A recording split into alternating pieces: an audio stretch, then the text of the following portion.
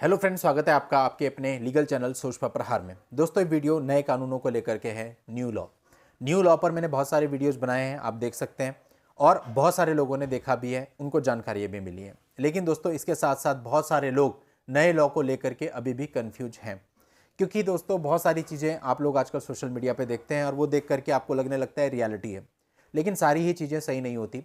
अभी ऐसे बहुत सारे प्रश्न, ऐसे बहुत सारे क्वेश्चन क्वेरीज आ रही थी, जिसके आधार पर ये वीडियो मैं लेकर के आ रहा हूँ। अब दोस्तों, कई लोगों का ये कहना था कि सर अब तो नए लॉ आने वाले हैं, अब तो मेरा 498 है तुरंत खत्म हो जाएगा। ऐसा बिल्कुल भी नहीं है। कहाँ लिखा है ऐसा कि नए लॉ आने पर आपका 498 तुरंत खत्म हो जाएगा? इवन हमने आपको समझाया था कि नए लॉ जब आएंगे, फिर जब लागू होंगे, तो जब वो लागू होंगे उसके बाद जो FIR दर्ज होंगे, जो केस दर्ज होंगे, वो नए लॉ के हिसाब से दर्ज होंगे। लेकिन जो पुराने केस चल रहे होंगे उन पर कोई इफेक्ट नहीं आएगा। ज़्यादा ज़्यादा ये हो सकता है कि मशीनरी प्रक्रिया चेंज होगी, कि केस जल्दी चलेंगे, तो हो सकता है थोड़ा सा स्पीड उनमें आ जाए, बस। इससे ज़्यादा आपको कोई फ़ायदा नहीं मिलने वाला है। इसके अलावा कई सारे लोगों ने मुझे ये भी कहा, सर अब तो नए लॉ लागू होने वाले हैं, अभी तो हमें मेंटेनेंस नहीं देना पड़ेगा। ऐसा भी कहाँ लिखा है? कहीं नहीं लिखा है। 125 CRPC की जो डेफिनेशन है वो नए कानूनों के अंतर्गत भी बिल्कुल वही है। केवल धारा का नाम चेंज हुआ है, लेकिन किसी भी प्रकार का रिलीफ उसमें आपको नहीं दिया गया है।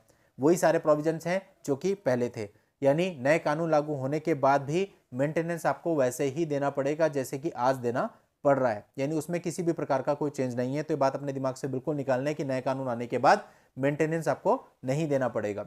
अब हम बात कर लेते हैं DV एक्ट की। DV एक्ट का केस जो पत्नी दर्ज करती है, कई लोगों का कहना था सर कानून लागू होने के बाद वो DV एक्ट का केस दर्ज नहीं कर पाएगी। बिल्कुल कर पाएगी, क्योंकि DV एक्ट एक स्पेशल एक्ट है फॉर वुमेन, और नए लॉ आने से केवल CRPC का जो प्रोविजन है वो चेंज हो रहा है, यानी उसमें जो चेंजेस हो रहे हैं वो प्रक्रिया में थोड़ा सा चेंज आएगा। लेकिन इसका यह मतलब नहीं है कि DV एक्ट वो फाइल ही नहीं कर सकती है। DV एक्ट बिल्कुल फाइल कर सकती है। 498A की जगह केवल धारा बदल जाएगी, लेकिन मुकदमा वो भी फाइल किया जा सकता है। तो दोस्तों, यदि इन शॉर्ट आप कहें तो जो पत्नी के पास अधिकार हैं, यानी आमतौर पर जो पत्नी आज के समय पे मुकदमे दर्ज करती हैं 498 IPC, DV एक्ट और 125 CRPC, वो तीनों ही राइट उसके बरकरार हैं। उसमें किसी भी प्रकार की राहत आपको नहीं दी गई है, क्योंकि आपने मोर्चे नहीं खोले, ये आपकी गलती है। सजेशंस मांगे गए थे और लोगों ने विरोध भी किया। जिसको प्रॉब्लम थी, डॉक्टर्स को प्रॉब्लम थी, उन्होंने अपनी एसोसिएशन के साथ मिलकर विरोध किया, उनको फायदा उससे मिला। ट्रक ड्राइवर्स को प्रॉब्लम थी, उन्होंने मिलकर के विरोध किया, उन्हें फायदा मिला। लेकिन जितने भी लोगों के साथ गलत हो रहा है या मैट्रिमोनियल डिस्प्यूट्स में, उनमें से किसी ने भी विरोध नहीं किया।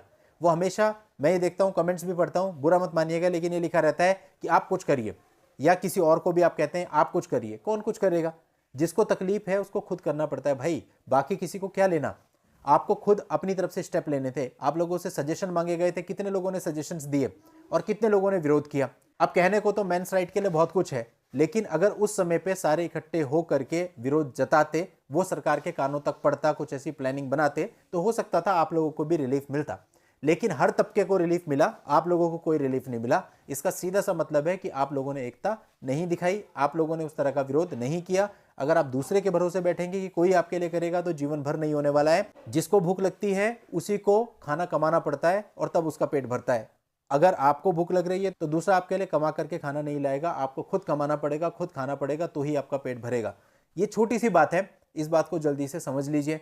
तो दोस्तों, आप देखो, नए लॉ इंप्लीमेंट होने वाले हैं और इसमें किसी भी प्रकार की राहत आपको नहीं है, यानी आगे तक यही व्यवस्थाएं चलती रहेंगी। बस इतना होगा कि केस थोड़ा जल्दी खत्म हो जाएंगे, और उसमें भी एक तरह से देखें तो कई बार आपको नुकसान हो सकता है। यदि कोई, मान लेते हैं 498 का केस है, वो जल्दी खत्म होता है और उसमें सजा पड़नी है। अभी तो ये होता है 10 साल तक केस चलता है, तो लड़की को भी लगता है इसमें कुछ हो नहीं रहा है, और मीनवाइल सेटलमेंट हो जाता है। लेकिन अगर 3 साल के अंतर्गत, जैसा कि नए लॉ में बताया गया है कि कोर्ट को हर हाल में डिसीजन देना होगा, तो ऐसे में एक रिस्क तो आपके ऊपर भी रहेगा ना।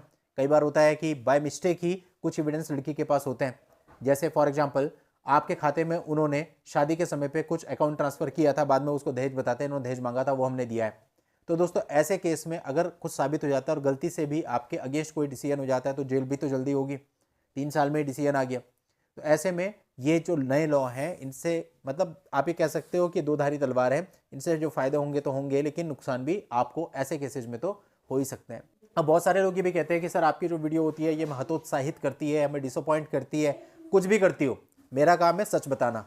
मैं आपको घुमा घुमा के नहीं बताऊंगा, वरना तो नए लॉ पे मैं भी इस तरह की वीडियो बना सकता हूं कि 1 लाख व्यू आ जाएंगे, लेकिन नहीं चाहिए। जो सच बात है सच बात है, अच्छी लगे बुरी लगे, जिनको माननी है उनको फायदा मिलेगा, जिनको नहीं माननी वो मत मानिए। क्योंकि जो चीज़ आपके सामने आएगी तब तो मानोगे। जब रजनीश नेहा नया नया आया था, याद है आप लोगों को, 2 वीडियो बनाए थे मैंने कि रजनीश नेहा से लड़कों को नुकसान होगा, और जबकि पूरे यूट्यूब पे आज भी आप चेक कर लेना 2020 में सारे आपको इस प्रकार के वीडियो मिलेंगे कि अब भरण पोषण खत्म, अब नहीं देना होगा मेंटेनेंस ये और वो।